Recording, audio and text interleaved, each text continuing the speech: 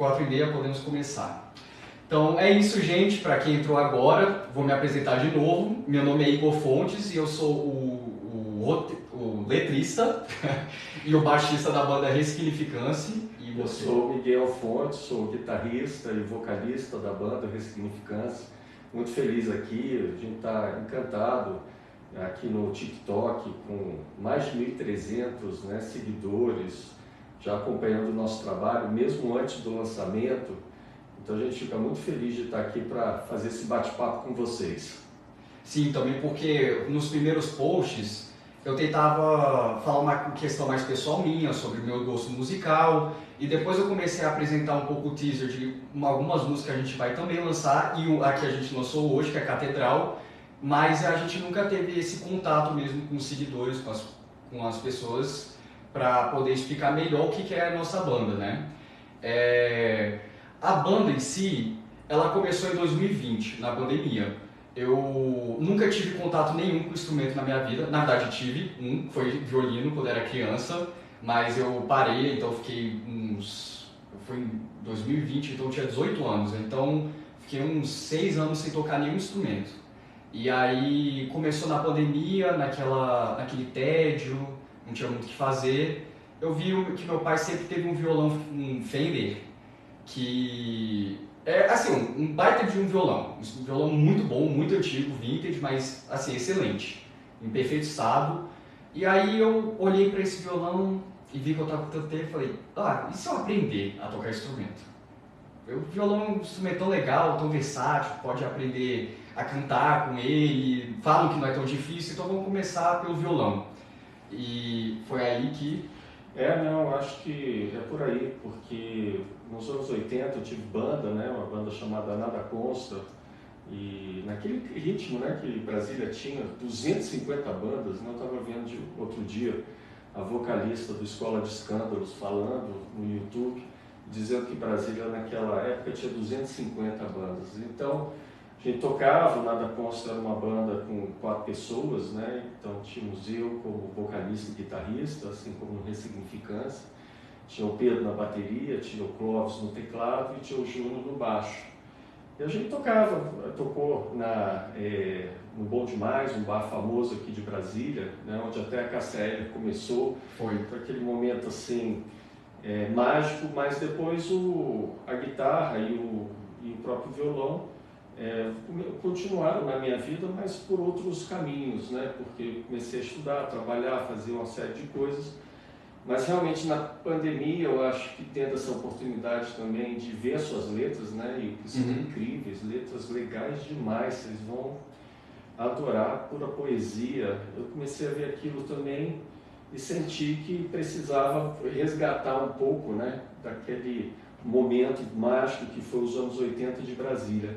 Então a pandemia realmente nos enclausurou, mas o que é importante foram os papos que a gente tinha lá em casa, uns papos muito legais, muito nesse conceito de ressignificância, que a gente estava passando por esse momento de obscurantismo terrível, no Brasil e no mundo, um contemporaneismo muito louco, dessa coisa só consumo, consumo, consumo que a gente vem vendo por aí. E aí deu essa vontade, essa vontade de poder, a música, a gente poder encontrar um lugar realmente, um espaço para a gente poder expressar aquilo que a gente estava pensando na época, Porque na música, antes de 2017, eu não tinha muito contato com uma música realmente mais sofisticada. Eu era uma pessoa que nem escutava tanta música em si, e se eu escutava era realmente aqueles grandes hits, Só que começou em 2017, quando eu estava caminhando com meu pai, e normalmente quando a gente caminha a gente gosta de escutar música também, enquanto a gente caminha. Meu pai botou para escutar Wonderwall e foi a minha primeira vez que eu escutei. E eu lembro, não sei porquê, essa música em específica, mas ela me chamou muito de volta para realmente a querer gostar mais da música, sabe? A questão do rock, da música mais elaborada, não ser só o mainstream. Por mais que seja uma música bem famosa, não é aquele mainstream viralizado que a gente escuta hoje em dia. E aí foi a partir daí, eu comecei a amadurecer, escutar novas bandas, e aí eu comecei a perceber que realmente a música, além da melodia, algo que é muito tem um peso muito grande na música é a questão da letra. Eu comecei a prestar mais atenção em letra, comecei a ler lyrics, mesmo que eu não entendia, eu lia e eu gostava de ler para poder entender mesmo a essência da música, porque a essência não está só na melodia em si, da forma que canta, mas na letra, né? E algumas vezes é um pouco meio difícil de entender. Realmente não é uma coisa muito fácil você prestar muita atenção na letra. E aí eu comecei a perceber realmente a questão do que você pode falar numa música, né? Ou falar sobre seus sentimentos, falar sobre suas angústias. E durante a pandemia, realmente, o que veio muito da angústia foi essa questão do obscurantismo, né? O contemporanismo ser falho, a gente perceber que o contemporanismo é falho, perceber que a gente tem valores horrorosos que a gente leva no nosso dia a dia. E aí, o que eu quis fazer realmente com essas letras, que na música Catedral ainda falo, é realmente para tratar essa questão da angústia que eu sinto do contemporanismo. Porque a gente vai falar depois, a gente parte de uma filosofia que é da ressignificância. Mas a gente não fala da ressignificância ainda nesse disco e nessa música. O foco principal é a primeira parte da filosofia da ressignificância, que é o contemporanismo, criticar o contemporanismo, para a gente perceber que ele não é perfeito. Ele, na verdade, não é o fim da história, como fala no Fukuyama, que é o fim da história, né, o contemporanismo. Não é. A gente percebe que, na verdade, é super falho, e o nosso foco, principalmente nesse disco, no que eu trabalhei principalmente nas letras, foi para realmente detectar o que tem de problema na vida, assim, como se diz, alheia e pessoal minha também. Então, é mais ou menos nisso que a gente começa a trabalhar, na questão da letra que eu quis me inspirar, foi realmente uma questão mais de pessoal mesmo, que eu sinto sobre mim e sobre o mundo. Eu acho que quando você pegou ali, tem letras muito fortes, né? Tipo Negacionista, que a gente tem no disco. Negacionista. Tem a questão de Facada nas Costas, que tem no disco e tal. Mas eu senti também que começou a haver, também com a pandemia, uma leitura mais compulsiva sua, né? Que eu achei super legal. Então, a Revolução dos Bichos, né? Junto com as loucuras assim, que a gente vai pensando em termos de filmes, né? Odisseia no Espaço, essas coisas assim que nos trazem e nos remetem a tentar pensar um pouco mais na arte mesmo, né? Pensar um pouco mais naquela coisa desenquadrada, né? Porque não aguento mais, né, gente? A gente, pô, vê essa coisa do Spotify, você vê as 50 mais tocadas, né? E a gente fica nessa loucura. Eu acho que o rock de Brasília, ele teve um contexto bem interessante, que foi obscuro, né? A gente ali estava numa transição da ditadura para a democracia também, né?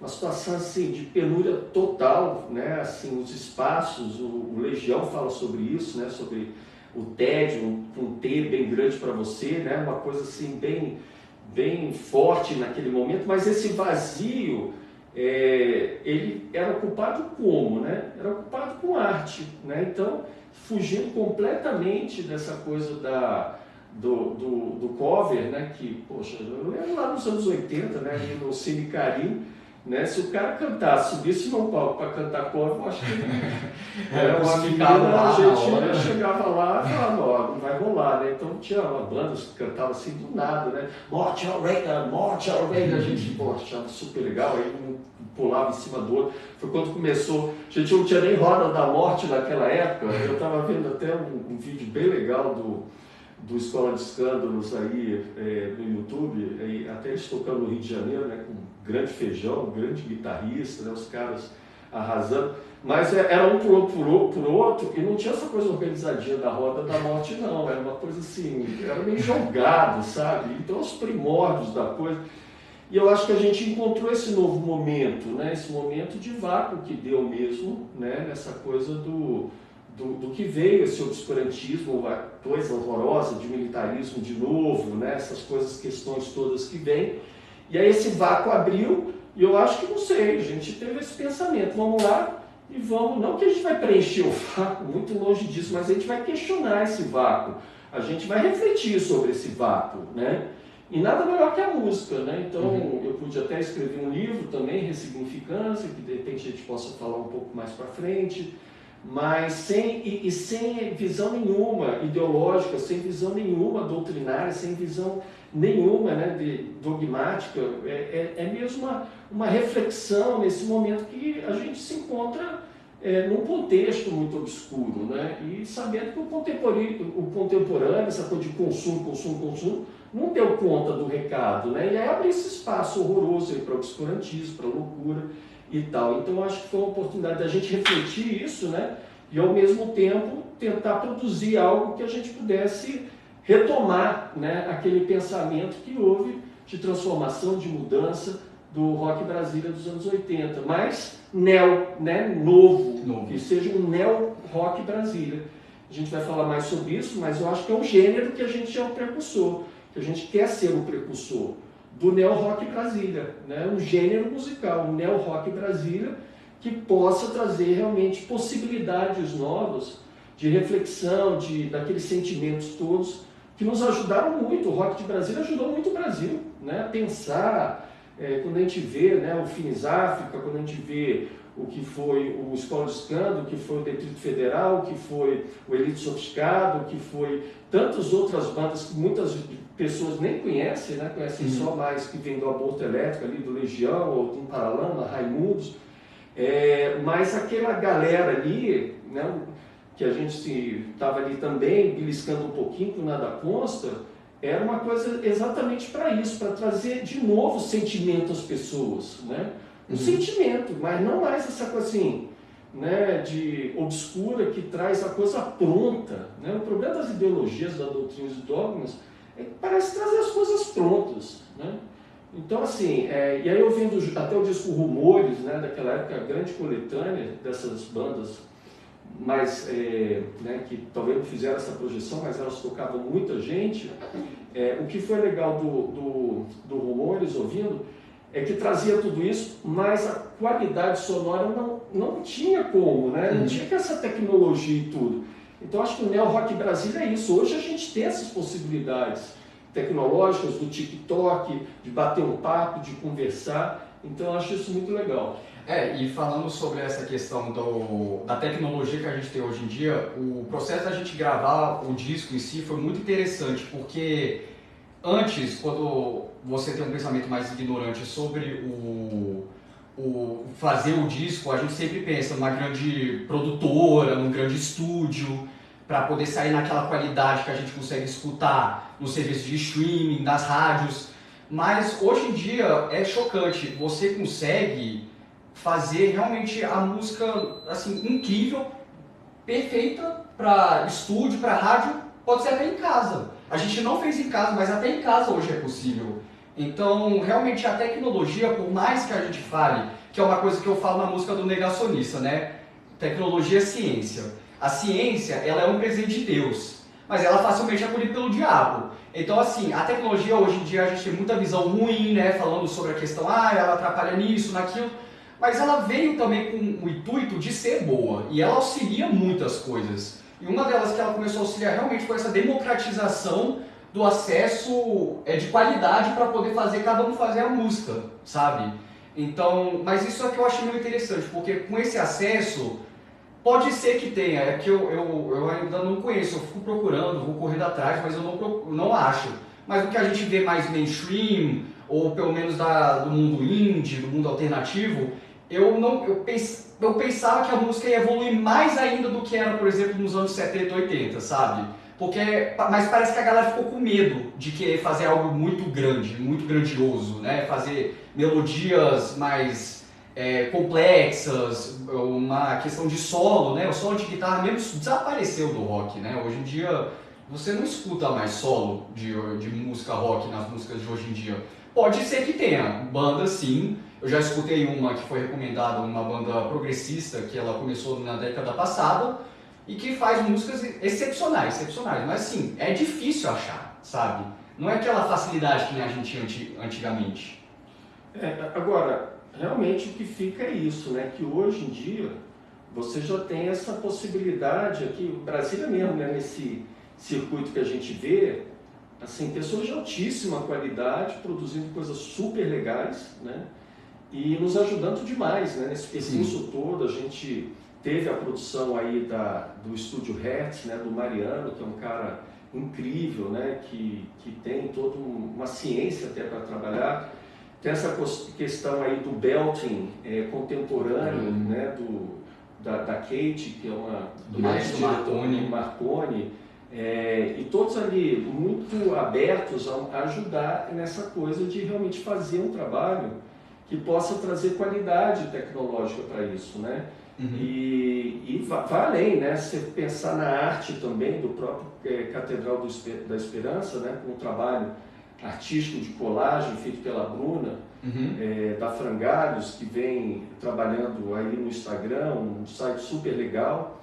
Então, é muita gente boa que está aí na área, né? E aqui em Brasília a gente está vendo isso muito acontecer, e que a gente precisa estar utilizando mais, né? Esses recursos maravilhosos que estão aí, e que a gente acabou tendo muita sorte, né? De poder também ter professores muito bons, né? Como o Fernando, o André, foi o nosso primeiro professor. O André, tem também o guitarrista de primeira linha, né? Como Sim. o Alexandre mesmo, tocando no nosso disco e dando um show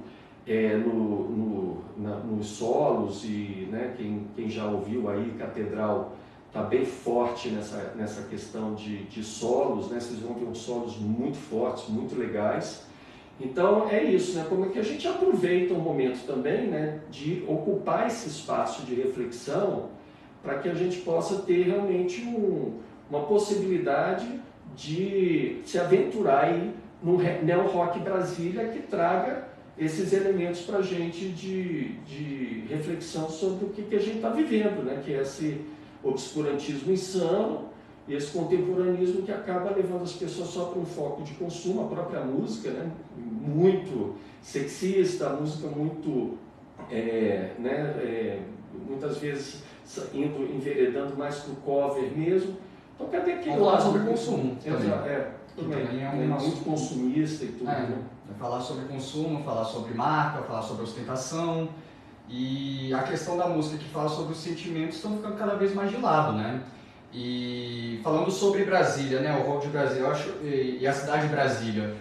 Brasília, ela é uma cidade muito entediante, assim. Para quem é de Brasília, aqui que está escutando, eu acho que vai concordar comigo, né? Uma coisa que praticamente todo mundo de Brasília fala, né? Nossa, que cidade entediante. E é uma cidade que te dá muito vazio também, né? Então, a música, eu acho que também por conta dos anos 80, que veio de Brasília, né? Eu acho que também eles tinham muito esse sentimento, só que eles tentavam suprir isso com a arte, com a música. Então, criaram muitos lugares aqui baseados na música. Então, a maioria da nossa história, dos pontos turísticos, exceto os monumentos políticos, é questão do que foi desse movimento dos anos 80. Só que vai passando, vem novas gerações. E o problema é que a gente não está conseguindo preencher esse vácuo de novo, porque eles conseguiram nos anos 80, mas agora a gente não está conseguindo. A gente pensa que vai ser como? Com rede social, vai ser com consumo, só que a gente isso não está dando certo, sabe?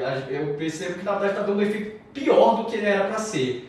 Então a ideia realmente do Neo Rock é para que as pessoas não tenham medo de realmente preencher com a arte, sabe? Principalmente com a música, sabe? E tem muita coisa acontecendo, né? Só que a visibilidade não está acontecendo.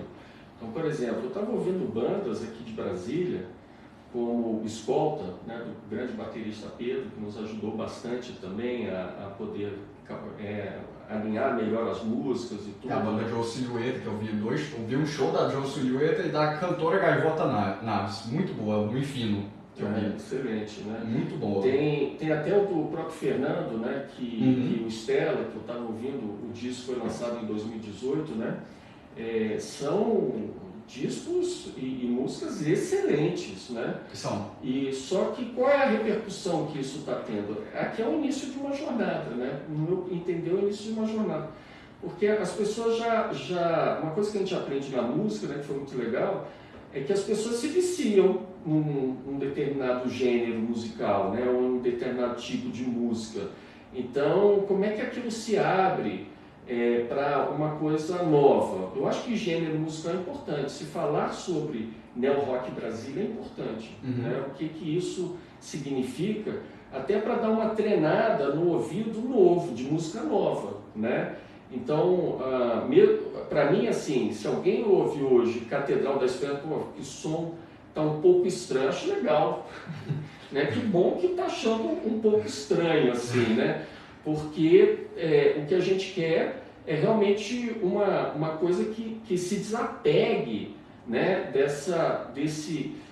de como o nosso cérebro está sendo ainda criado por uma grande máquina, né, de áudio, de indústria fonográfica, que acaba com um marketing muito forte caminhando. Pô, e essas bandas incríveis, né? Que o ouvido da gente talvez não esteja muito acostumado, além daquela, pô, aqui no Brasília também, quero dar um parabéns enorme para a galera do hip hop, né, da Ceilândia, que galera incrível, né, liderança lá do Japão, um pessoal que eu sempre acompanhei, muito legal, né, porque é como que a gente ressignifica, né, eu acho que esse conceito ele é fortíssimo, né? Porque como que a gente traz novos significados para a nossa vida e novos significados para a música, né? Então, a gente está acostumado com uma balada da nossa vida, né? Da música da nossa vida de uma forma. Só que às vezes essa balada tá nos levando para um caminho muito ruim, né?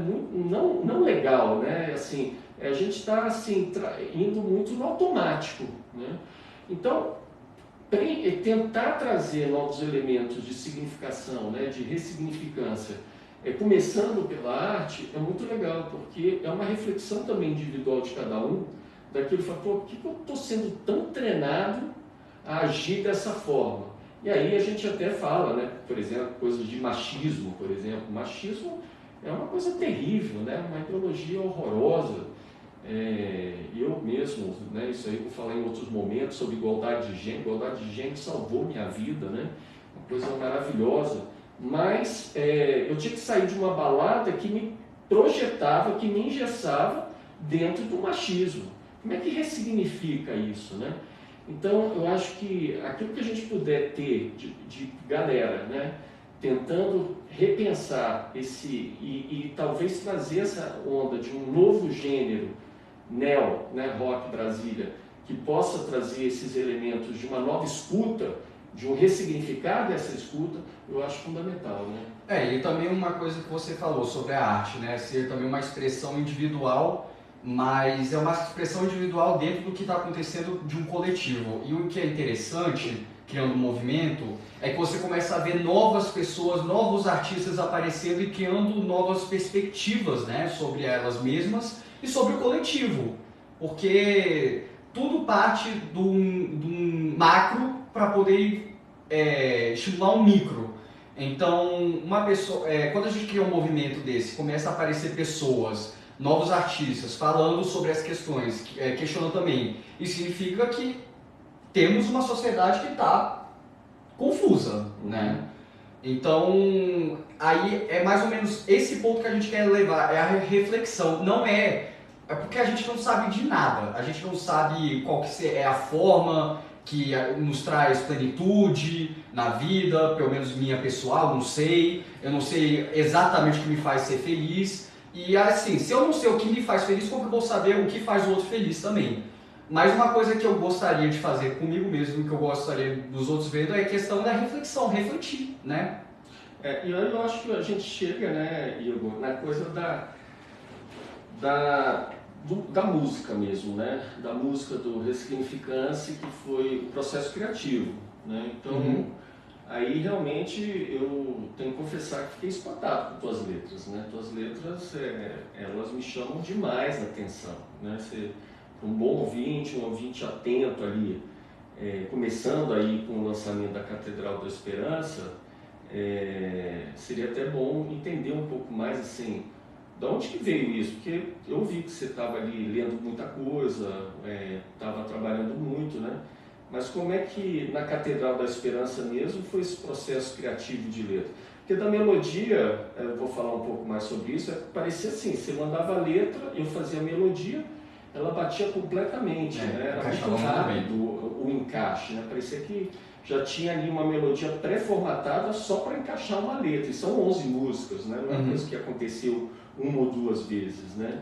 Mas eu queria que você falasse um pouco sobre isso. E falando sobre as melodias, o que é interessante, você escrevia elas, assim, tipo, tão rápido. Eu falava, assim, leva seu tempo, mas aqui uma letra faz a melodia e tá tudo bem, a gente tá na pandemia, leva seu tempo. Aí depois de 2 dias ele, Igor, vem cá. Aí eu, oi.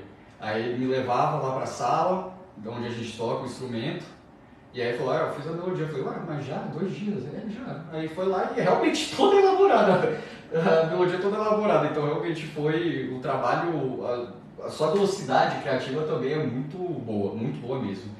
Mas falando sobre a letra da música Catedral, né? A Catedral, um fato curioso agora para falar, ela foi a última música que a gente trabalhou do disco. É verdade. Porque a gente queria fechar até o queria disco, fechar. fazer. A gente tinha feito já 10 músicas e eu falei, a gente tem as 10 músicas, mas ainda não tem a música que é para fechar o disco, né? Aquela música que dá o clima de fechamento de disco. E aí foi quando eu escrevi a música Catedral da Esperança. Eu já estava num processo mais... Eu já estava meio pilhado, assim, para escrever letra, porque eu já escrevi 10, na verdade 9, porque o meu instrumento não tem letra, e eu já estava... Cláudio, né, que eu escrevi. Então na verdade 8. Eu escrevi 8, eu já estava num momento, né, de estar escrevendo muita letra de música, e realmente pensando nessa questão de o que rima, o conteúdo, que vai ficar bom, como fica bonito, soa bonito. E a Catedral, eu posso dizer que foi a música, por mais que eu esteja num ritmo bom quando eu escrevi, foi a música mais difícil de escrever, disparada, porque foi a música que eu mais tive que pesquisar, estudar para poder escrever ela, porque ela não foi uma questão só de sentimento, não foi só de tipo, eu vou escrever o que está no meu coração e acabou, e depois eu fico estruturando. Não, foi um sentimento, uma música sobre um sentimento muito confuso, e que eu precisei de muito estudo, eu precisava pesquisar mesmo, falar, cara, o que eu posso encontrar uma personificação para poder explicar esse meu sentimento. Então eu passava muito tempo estudando, foi um processo de 1 mês para escrever, foi realmente muito demorado, porque as outras eu escrevia muito rápido, era questão de 2 dias ou até 30 minutos. Teve uma que eu escrevi em 30 minutos, outras que eu demorei 2 dias, essa demorou 1 mês, porque era assim, eu escrevia uma estrofe, aí eu não sabia mais nada. Eu falava, cara, não sei mais escrever, não sei que conteúdo botar. Mas assim, essa estrofe ficou boa, eu gostei, eu quero continuar essa ideia, esse sentimento. Mas eu ainda não consigo terminar. Então aí eu comecei a estudar, comecei a ler mais, comecei a tentar entender mais o que eu estava querendo propor. E foi daí que realmente eu consegui terminar, foi formando, foi sendo um conjunto disso, e eu acabei formando a letra da Catedral da Esperança. O que eu acho que a Catedral ela é interessante, né, é que ela fala muito sobre esse aspecto do como é que chama? O obscurantismo, né? Mas a questão da melodia, eu acho que ela bateu bastante na questão de ser rápida, né, da melodia, porque muitos dos riffs que eu praticava lá nos anos 80, na guitarra, eles já estavam também semi-prontos, né? Então tinha uma coisa que era interessante, muita coisa que eu brincava ainda, né, ao longo dos anos, no trabalho mesmo de poder manter, né, um contato com a música sempre, é que muita coisa tinha riffs ali, né? Que você pegar, por exemplo, a Cristina, né? Era um riff que eu adorava ficar tocando, né? A questão do One Dream, que a gente vai também ter uma música em inglês, né? Fazer um lançamento até mundial do One Dream, que a gente acha legal ter uma coisa mais universal também. Eram melodias que tinham já um riff pré-formatado, né? Então chegava, fazia, e a partir dali você constrói as outras notas, né, que você vai fazendo. Catedral da Esperança não tinha nada, né? Porque era a última, a gente achava que deveria ter e talvez fazer. Aí vem um pouco o lado, né, daquelas assim, notas que vêm do hard rock, do heavy metal. Mas o que era interessante também é a todo momento, né, ter aquela pulsação Brasília, né? Porque Brasília, ao mesmo tempo, né, que você falou que tem essa coisa assim meio parada, meio, né, que traz até o que o Legião Urbana já falou do tédio e tudo, mas é uma cidade que traz muitos elementos de arte, né? Então, Catedral da Esperança, por exemplo, até a arte que está lá, que foi feita pela Bruna, né, você tem aquele elemento que parece uma catedral contemporânea mesmo ali, né, aquela rocha, né, que traz uma reflexão profunda sobre para onde caminha a humanidade. Brasília tem muito isso, né? A gente está lá na Esplanada dos Ministérios, vendo o Museu Nacional, a própria Catedral, o Congresso, né, os traços de Niemeyer, né, os traços de Lúcio Costa. A gente se inspira também, né, porque é a meca do contemporaneismo, da América Latina e do Caribe, né, da arte contemporânea, do que foi a cidade. Então a melodia, ela foi trazendo exatamente isso, né, uma coisa do toque da música, né, que é aquela coisa assim, né,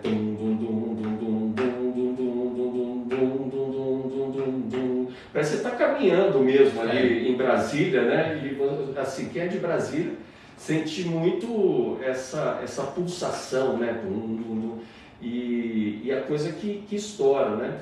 Mas o que eu achei, então para mim foi uma coisa que veio também mais fácil, mas que no primeiro momento eu achei que ia ser muito mais difícil. Que como você falou, foi uma letra muito elaborada, né? Então, como uma letra muito elaborada, como é que você vai fazer um encaixe para aquilo se encaixar dentro de uma melodia? Eu acho que ficou assim um resultado incrível, né? Mas assim, o que eu fico pensando, né? E toda vez que eu ouço Catedral, né? E é isso mesmo, a gente faz música para as pessoas indo assimilar aos poucos mesmo, né? A gente está no início de uma jornada, né? De Neo Rock Brasília. Então, eu acho que é toda uma trajetória. Mas é bom que a gente usa até esses momentos para refletir mais, né? Então, assim, eu queria até saber, assim, porque a primeira estrofe já começa com uma coisa muito forte, né? No mundo todo vermelho, né? O que você estava pensando, assim, no início da estrofe, assim? Por que o mundo vermelho, né? Por que essa ambientação do mundo vermelho? É porque... Tem um gênero de filme que eu gosto muito de assistir, sobre apocalipse, né? E todo filme apocalíptico, se você perceber, o mundo ele é meio avermelhado, não é? Tipo, realmente, assim, quando você está mostrando o fim dos tempos, ele está avermelhado sempre. Então, foi daí que eu tive mais ou menos a ideia, porque eu acho que a cor vermelha é realmente, assim, significa também um caos, sabe? É uma cor meio caótica e forte, né? E foi mais ou menos aí mesmo, né? Nessa questão de ver filmes e experiências e sentimentos próprios que foi ambientando esse mundo caótico, né? Do mundo vermelho, da textura cebosa, aquela coisa feia, nojenta, tudo quebrado, né? Então... Quase um Last of Us com fungos, mas criados pelo homem. Sim, é realmente assim, uma questão um pouco meio clichê do que é o caos, né?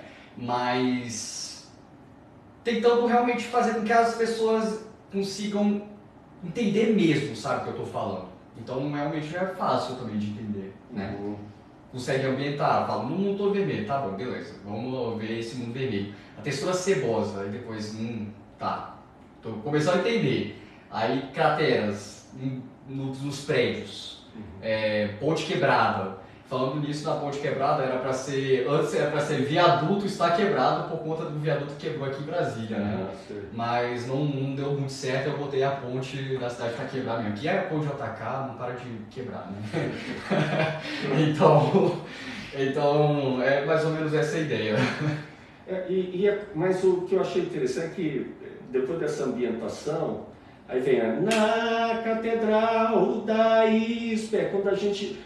Até está ficando uma marca, né, do ressignificância, né? A gente começa numa voz ali no nível médio, né? Mas sempre tem uma coisa mais apoteótica que rola, né? E fica assim, né? Num mundo todo vermelho, quer dizer, uma coisa já vai ambientando, já vai criando. É narrativa. Uma narrativa, né? Vai criar uma narrativa para depois vir a explosão das emoções, né? E uma coisa também que eu gostei muito que foi feita nela foi o efeito da voz, né? Deixar totalmente abafado, como se fosse uma voz de rádio até, assim, legal. Ficou muito legal. Aí depois tem, né, na Catedral, eu acho que ali, quando vem a parte mais apoteótica, que no show acho que vai ficar, né, a gente já teve a oportunidade de fazer a apresentação e realmente fica incrível. Eu acho que esse momento aí na Catedral da Esperança, que dá essa abertura também, né, que a gente sobe tudo para... É quando começa a contar o que acontece nesse contexto, né? Uhum. E aí começa um pouco uma revolução dos bichos, meio muito doida, assim, né? Bem interessante, mas que faz muito sentido para descrever esse mundo atual que a gente está, né? Sim. E também a adição nessa parte explosiva que foi incrível foi o sintetizador, né? Na música. Foi. Também, nossa. Um Halloween, assim. O estilo meio Halloween, meio Linkin Park também, assim, do sintetizador deles, mas não era o Linkin Park a nossa grande inspiração para a música, né? Foi bem engraçado como que foi, né? Porque, na verdade, a questão da melodia dessa música, eu lembro que você teve uma ajuda minha. Mas é porque ele queria entender mais ou menos essa ideia quando eu falei, eu quero que seja uma música que dá a sensação de encerramento de disco, né? E aí ele começou a perguntar, como que é? Me dá um exemplo, me manda algumas músicas, né? E aí eu criei uma playlist com algumas músicas, né? Mostrando realmente o que eu queria, essa proposta. E assim, eu peguei umas do Pink Floyd, né, do Dark Side of the Moon, né, Eclipse lá, é excelente para terminar.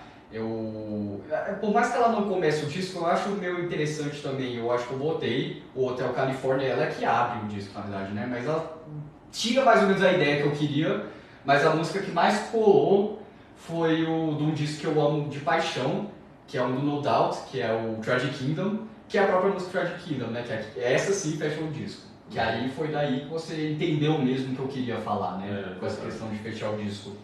E aí eu acho que ajuda, né? Lógico que as influências vão estar... Tem uma parte também, né? Quando começa o seu baixo está maravilhoso ali no começo, né? Muito bem gravado, né? Eu acho muito legal. E tem uma parte assim que acaba a parte de baixo eu começo a cantar, né? No mundo, né? A guitarra traz os efeitos da guitarra. Os efeitos que quem conhece assim, o rock de Brasília dos anos 80, de que isso também fazer uma homenagem ali, né? O Mariano, que ficou muito legal. Agora, depois que a gente começa a falar da Catedral, é interessante que a segunda parte aí você já entra com o Exército de Mamon, né? Tipo, agora vai ser perseguição, né? Parece que tá uma desconstrução e agora rolou um Exército de Mamon. Como é que foi essa segunda parte? O Exército de Mamon, ele, assim, falou sobre também no contexto, né, de pandemia, obscurantismo. O Mamon, ele é um demônio, né, um dos reis dos 7 reinos do inferno, que ele vem para a Terra bastante, pelo que eu pesquisei, e ele é o demônio no qual você vende a sua alma, sabe? E, assim, as pessoas que são do Exército de Mamon, que servem ele, são as pessoas que foi a que eu mais consegui identificar assim, no dia a dia mesmo. São pessoas que são súditos de Mamon, porque são pessoas que realmente vão pelo egoísmo, pelo dinheiro acima de tudo, vaidade. Então, e é tudo isso, Mamon, né? Ele representa isso, né? Você vendeu sua alma pela vaidade. Então, e o egoísmo. Então, o Exército de Mamon significa que a gente realmente está vivendo, que é uma questão da filosofia muito interessante, que é o século do ego, né? Então, eu citei esse demônio para realmente falar exatamente o que eu consigo perceber das pessoas hoje em dia ao meu redor, né? O Exército de Mamon está solta. Quando você menos perceber. Aí mais cedo você acabará sua cova. Muito legal, né? Assim, porque tem muito simbolismo, né? Tudo isso. Porque, né? então, porque essa ideia do egoísmo, se você for ingênuo e for cair no exército de Mamon, nessa questão de, nas pegadinhas, cair no joguinho deles, você vai cavar sua cova, você vai se dar mal, assim, no nível... Não, é o que eu acho interessante, assim, é que todos esses elementos a gente acha que é parte de filme, é parte... Mas a gente está vivendo um grande filme, né? Um filme totalmente esotérico, né? Enlouquecido. Nem Tarantino conseguiu enlouquecer tanto. O mundo real é mais louco que o filme do Tarantino. Você fica vendo essas coisas aí do feminicídio, dessas loucuras, né? De armas né? Coisas assim completamente desvalorizando a vida, né? E parece assim que a música é isso que a gente estava falando um pouco, de ressignificar o ouvido, né? Porque o ouvido ele também está muito acostumado a entrar naquilo que o exército de Mamon ele é muito sedutor, né? Ele está solto, então ele vai levando a gente para a cova mesmo, para a cova de coisas que a gente ouve e que a gente não sai daquilo, né? A gente não sai daquele padrão, tudo é muito padronizado, né? Então eu gostei demais, porque até cantando mesmo, dá aquela vontade, né?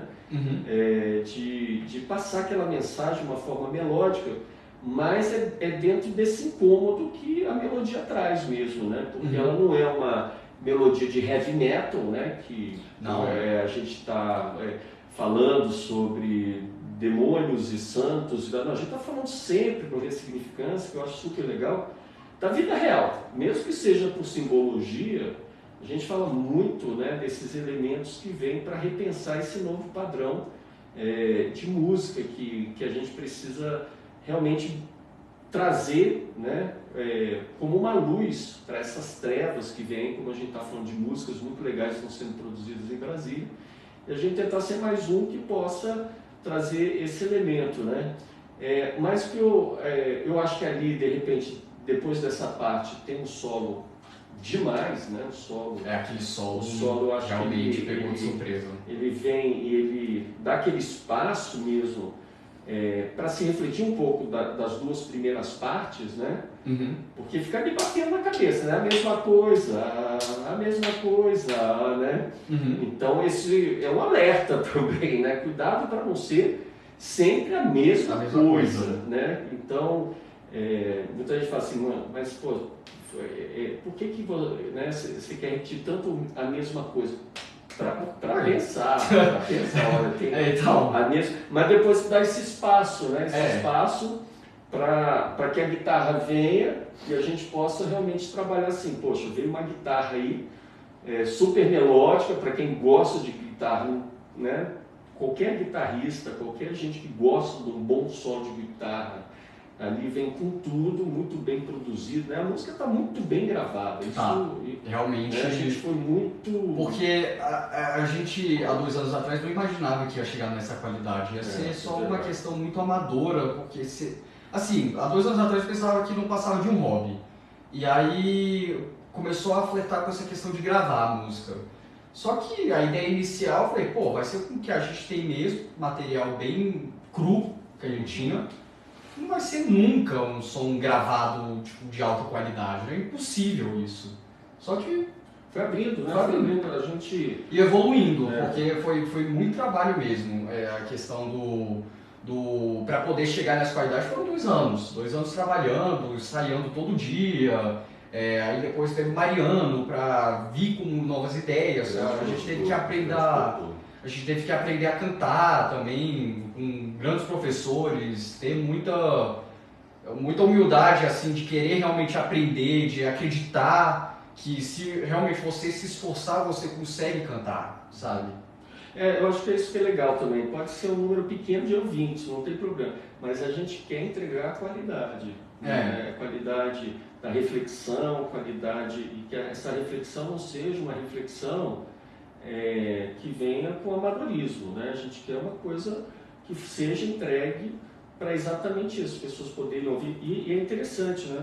Se você ouve Catedral da Esperança no celular, o som fica murcho, né? que ela é boa para sentir as vibrações de todos os instrumentos, né? Você tem que ter uma caixa para ouvir, você tem que ter um fone para ouvir. Aí você entende a música, você captura, né? E quando entra o solo, quando entra aquela coisa toda, né? Mas uma coisa que eu tinha também, que eu estava pensando, Igor, é essa última parte. Porque na última parte, depois do solo, parece que a revolução dos bichos aí fica tão claro, né? É porque, na verdade, os dois... Mas tudo, você pensou no tema Revolução dos Bichos um pouco em tudo, ou você ambientou, trouxe os elementos de Mammon ali, aí o solo parece fazer essa reflexão, e você quis aí trazer realmente um capítulo sobre a sua reflexão de como tudo isso se encaixa também na reflexão do Revolução dos Bichos? Foi essa última coisa que você falou, porque os dois primeiros, na verdade, dividido em 3 estrofes, né, bem claras. E a primeira realmente é uma questão mais narrativa. A segunda, ela é mais personificada. E a terceira é a metáfora, né? Então, o meu foco nessa terceira foi, depois da Revolução dos Bichos, realmente foi tentar conectar toda essa questão da narrativa e da personificação com a Revolução dos Bichos, fazendo uma metáfora, né? Que é um livro totalmente metafórico, né? E a ideia foi realmente essa, de conectar, mas assim, o conteúdo Revolução dos Bichos foi realmente só mais na estrofe. Na última, mas conectou com tudo, sabe? É porque na verdade eu estava querendo falar muita coisa, mas eu tinha que botar em uma coisa só, né? Mas pelo menos que não fique estranho também, mesmo tudo uma coisa só, né? Então foi assim mesmo. Na arte mesmo, acho que a Bruna, ela trouxe os elementos ali todos ambientando, mas tem um enfoque que a gente tem a figura do cachorro, da ovelha e do porco, e tem ali a pedra do Odisseia. O tablete lá. Ele tem um nome, eu vi até ontem na internet e acabei me perdendo um pouco do nome dele, mas ele tem um nome, né? Só que na cena do Odisseia no Espaço era primatas, né, que estavam lá. Não, mas ele aparece no Odisseia do Espaço depois de muito tempo, na Lua. Mas quem estava ali perto daquela...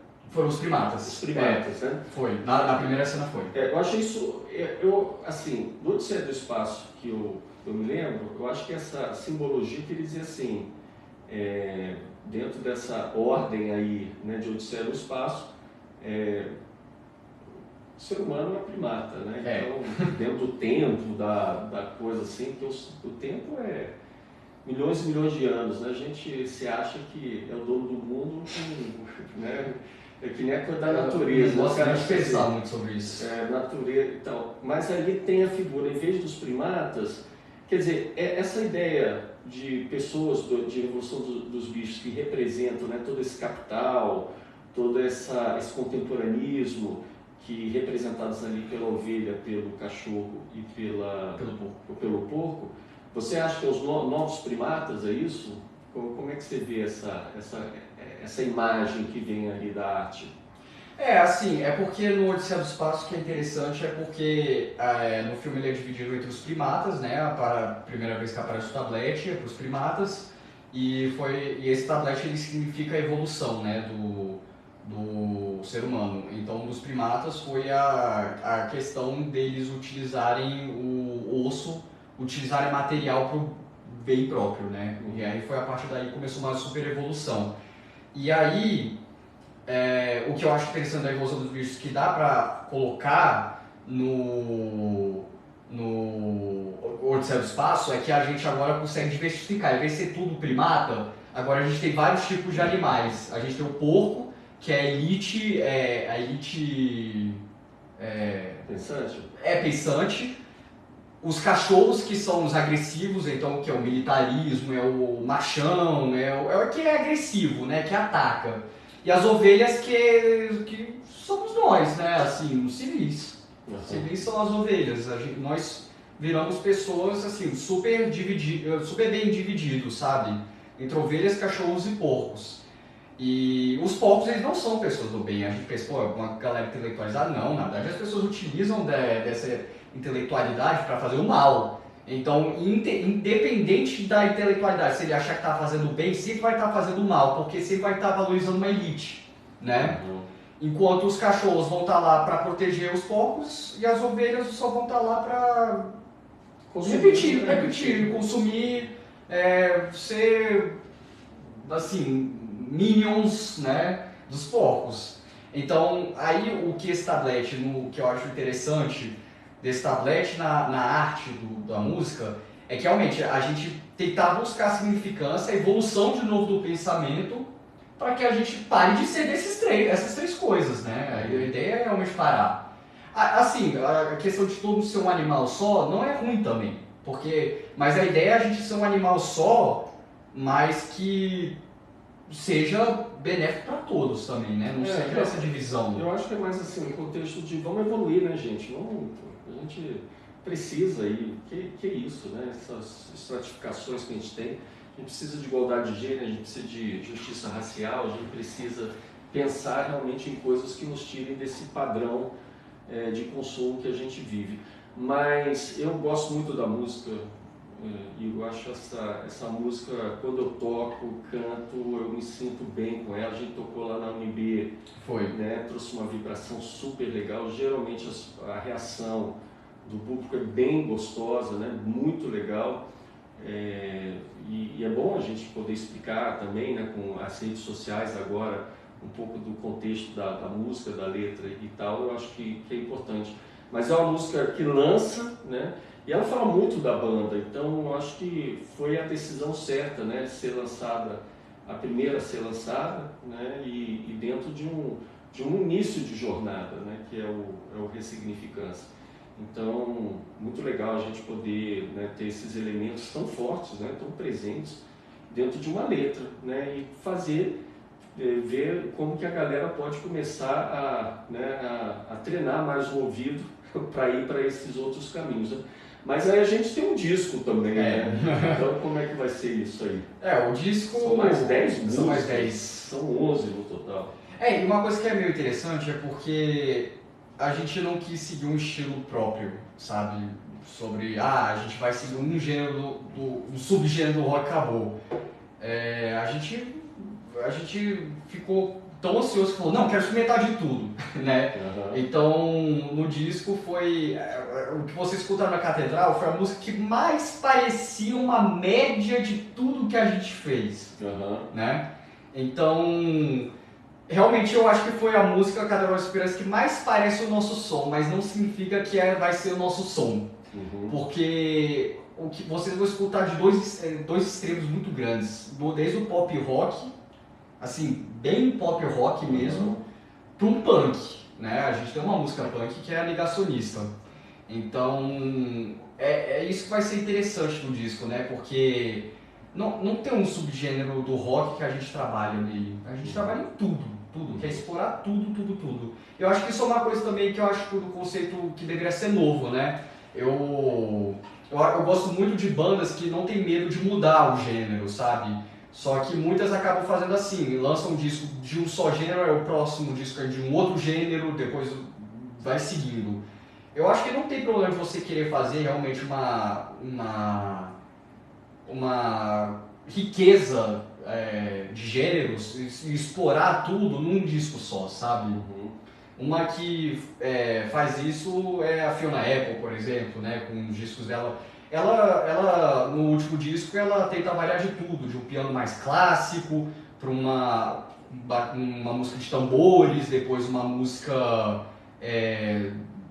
só ela cantando praticamente a capela. Então realmente a gente tem uma música clássica também, né, no disco, né, que é o Ressignificância. Tem uma música que totalmente instrumental. A gente faz de tudo nesse disco. A gente trabalha no punk, a gente trabalha na bossa nova, a gente trabalha no MPB também, tipo, pega resquício do MPB.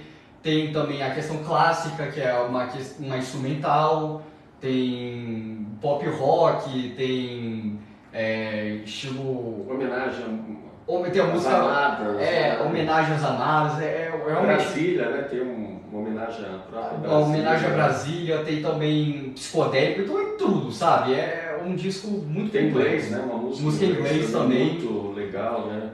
você criou uma letra que é a paixão de uma pessoa por um fantasma, né? Ótimo. Então, super legal, acho que vai ser um disco... E a gente vai lançando aos poucos mesmo, né? Eu acho que é bom para ir assimilando, para ir criando até um espaço, né? Eu acho que das redes sociais é muito legal ter esse espaço, que a gente vai poder levando cada vez mais, né, para os seguidores, alguma reflexão junto com a música, alguma reflexão junto com as letras que a gente vai produzindo, e sempre muito tudo linkado à arte, né? Então ter colagens como vem da Bruna, né? ter a literatura como a questão do livro, audiovisual, então até, né, a gente está com essa camisa básica de ressignificância, mas cada vez mais ter as camisetas plástico de cada... E a gente gosta tanto das músicas que a gente se propôs a sugerir, né, que tenha uma arte para cada música, né? Para cada música. Então Catedral é a primeira. Uma identidade visual para cada música. Uma identidade visual para cada música, pelo carinho, né, que a gente dá a cada música que é composta, etc. E a gente poder estar ali, né, se entregando àquela música e se sentindo bem com ela. Primeiro, a gente, né? E para a gente poder transmitir isso... A gente tem que gostar dela, a gente tem que sentir ela. Tem que adorar, né? E de novo, Catedral da Esperança, começar por ela, para mim é uma coisa incrível. Né? E interessante, né? A gente começar com a música que fecha o disco, né? O single, mas é porque não tem como. Porque até o disco, né? Eu acho que tem isso, ele tem, no sequenciamento até que você sugeriu, a gente tem ali 5 músicas que são muito fortes, né? 6 músicas mais ou menos, que vêm para esse lado mais forte, né? Facada, One Dream, Catedral, Negacionista, Limbo. Então tem uma certa dinâmica no disco, mas no final vem 3 facadas, né? Super legais. Assim, eu diria, o disco ele começa com 3 porradas assim, bem no alto, bem realmente no estilo muito alto.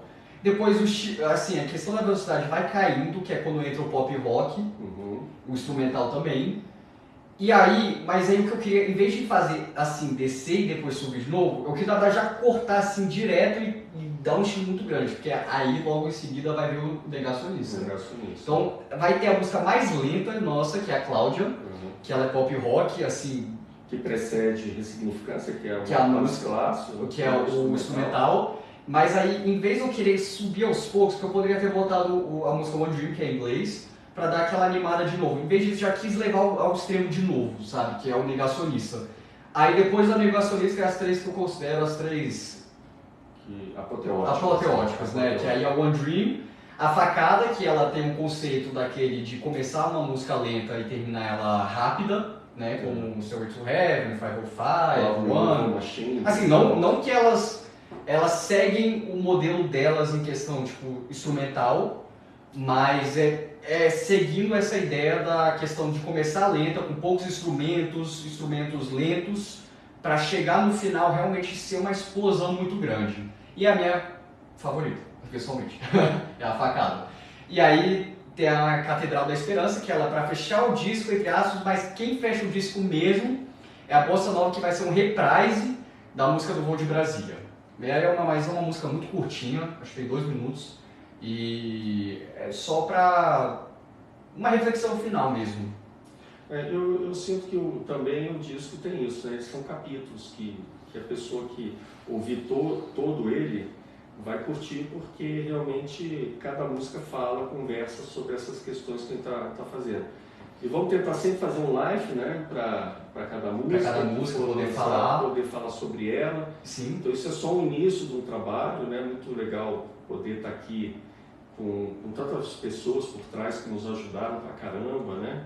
E aqui também faço uma menção especial ao Wilson, que foi um batera. Foi a primeira vez que ele tocou com batera, né, foi um casamento até de um sobrinho primo seu, e que ali a gente já viu a sonoridade que a gente está tocando, porque a gente tocava em casa como uma caixinha boombox ali, né, Nossa da Roland, Senhora. mas era dentro da bateria que a caixa nos oferecia. A caixa era Quando a gente ouviu aquela primeira vez a bateria assim, a gente falou, caramba, isso aqui abriu um horizonte tá tão trazendo um grande. horizonte muito legal mesmo. É, Então, muito bom.